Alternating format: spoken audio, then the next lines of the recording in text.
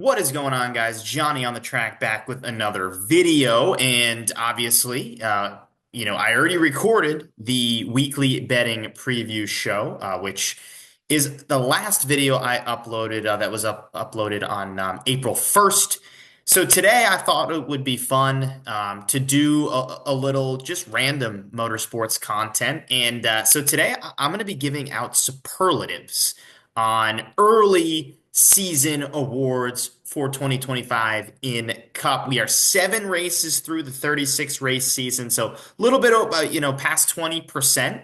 So I think we have a good sample size on what we've seen so far. And with that, I've came up with some superlatives that awards, if you will, that I will be giving to certain drivers, some positive, some negative as well. So, with that, I'll get right into it. The first award, it's funny. We're going to start with a negative one right off the bat. First award superlative we will be giving is the most disappointing driver. So to me, there was two names that came up right now for the most or for the disappointing drivers. This season, and it's Ty Gibbs and Brad Keselowski. And it took me a while. I went back and forth on who I wanted to actually give this award to. So I kind of did a good old-fashioned NBA way of giving out awards. We've got most disappointing drivers so far. Brad Keselowski and Ty Gibbs, two playoff drivers last year. Obviously, Gibbs got in on points. Brad Keselowski won the Darlington race to lock himself in to the playoffs, but both were top 16 in points. And now we look at them this year. Neither have a top 10. Only two top 20s for each in the first 7 races. They rank 30 and 31st in points, only above Cody Ware, Cole Custer, SVG, Riley Herbst, and Noah Gragson. Those are the drivers that they rank ahead of. Only 5 drivers they are higher in total points. No laps led for either driver. Their average finish ranks them in the bottom 8 for full-time drivers. Brad is actually fourth worst average finish in terms of full-time drivers, Gibbs being eighth. Brad's average finish in the next gen. So of all the next gen races he has raced in, his average finish is 17th. Ty Gibbs, same thing. All of the races in the next gen era that he has raced in, his average finish is 19.1. So both like pretty solid, right around a top 16, top 20 guys, especially Brad, right? But 17th is a pretty solid average finish in the Cup Series. This year, Ty Gibbs 23.9, Brad Keselowski 25.1, and even worse, Brad Keselowski is a 25.0 starting position, 5 positions worse than his next gen average. So overall, just abysmal numbers, especially since Chris Buescher and Ryan Preece are both top 16 in points. They would, but if the playoffs started today, both those drivers would be in. So Brad Keselowski's teammates are having success, and then you take it a step farther with Ty Gibbs. JGR have 4 wins, 9 top 5s, 11 top 10s, and 16 top 20s as a team. And the only thing that is accounted for via Ty Gibbs is 2 of those top 20s. So everything else is just Christopher Bell, Denny Hamlin, and Chase Briscoe. And I would rank them in that order of how good they've been this season. So to me, the numbers like just back up what we've seen, and the drop off has been absolutely substantial. Already at this point, if you're Ty Gibbs and Brad Keselowski, you're looking to win a race because the points gap at this point, I know we're still early in the season, but that is a lot of points to overcome, especially when, the guys in front, we're going to get new winners, right? We saw Josh Berry, so there's going to be, a few more shock winners, if you will, besides, some of these JGR and Hendrick guys that you figure will win some races. So, already in must-win territory, in my opinion. And just a really, really disappointing season for both those guys, Ty Gibbs and Brad Keselowski. Most consistent driver. This is different than the best driver. This is the most consistent driver. 2 names came out for me. It was William Byron and Kyle Larson. I leaned a little bit towards Larson at points, but I think from just me watching this season, the most consistent driver has been William Byron. Really good, substantial, argument for Larson, even with some of the numbers. But William Byron, points leader, consistently fast on every style of racetrack. Super speedways obviously has the 500 win. He was fast at Coda. Really, the only track that he lacked speed was Martinsville. But Larson, has there's been some instances where he's kind of been up and down. Even at Coda, he didn't have one of the best cars, which was kind of shocking. So I give again the points right favors William Byron. He's also led the most laps as well. So that's big. He's qualified much better than Kyle Larson this season, beating him by an average of 3 positions. So he starts 8.6 and Larson starts 10.6. So even, in qualifying, Byron's been a little bit more locked in. So overall, from what I've seen, and he's second in average finish, only zero point 0.3 positions, or zero point 0.2 rather, behind Kyle Larson. So overall, right, he's the points leader. His average finish is only zero point 0.2 behind Larson. He starts better. He obviously won, the Daytona 500, which, in my opinion, is a bigger win than winning at Homestead, Miami. So I think the numbers mostly favor Byron. But if you were to say, hey, to me, Kyle Larson's been the most consistent driver, I would say fine. That's fine. That's your opinion, and I respect that. I would just tend to lean Byron a little bit more, just from the body of work, taking all 7 races into account. I'd give it to Byron. So Byron, my most consistent driver, my most improved driver, probably no shock to fans of the channel, is Ryan Preece. 3 straight top tens for the first time in his career, 14th in points, 14th in overall average finish with a 16.7. That's the best of his career. He's led 43 laps this season, more than his total in laps led last year. He's got he's had rather 7 top 10s in the last 2 years. He's already got 3 this year, including a top 5. Continues to show speed at different style tracks. He was great at Martinsville. He was good at Homestead.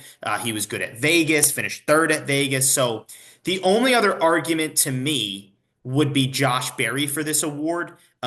Just because, right, Berry's led a lot of laps on super speedways. He obviously got the win at Vegas. But when you actually dig into the numbers, Preece has been better. He's got an average finish 4 positions better than Josh Berry.